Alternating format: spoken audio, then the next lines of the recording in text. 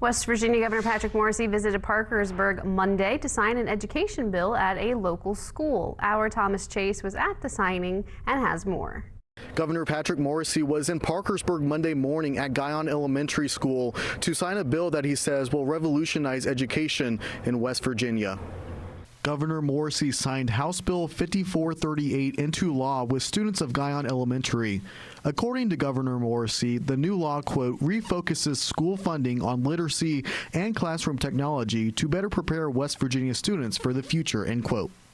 It's about how the mind processes language, phonics, and comprehension. And the goal is simple, to make every West Virginia child a proficient reader. What a good goal. The new law also supports the implementation of the LETTERS program, which stands for Language Essentials for Teachers of Reading and Spelling.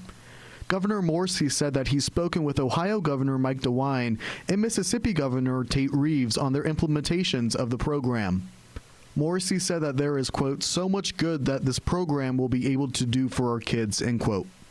I can tell you, it worked in Mississippi, and it worked in other states. When I talked to Tate Reeves, he talked about how Mississippi went from the bottom of a lot of the rankings up to number 9 in quite a few.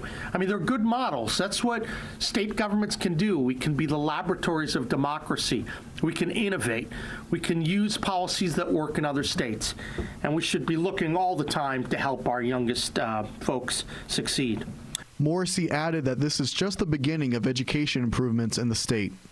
I think the key is we have to build on the fundamentals, and we have to train our wonderful young kids to succeed in a modern economy.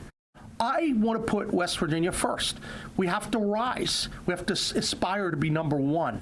And so what you're seeing through this program we're talking about today with LETTERS, with digital literacy, is that we're trying to put ourselves on a pathway to move forward.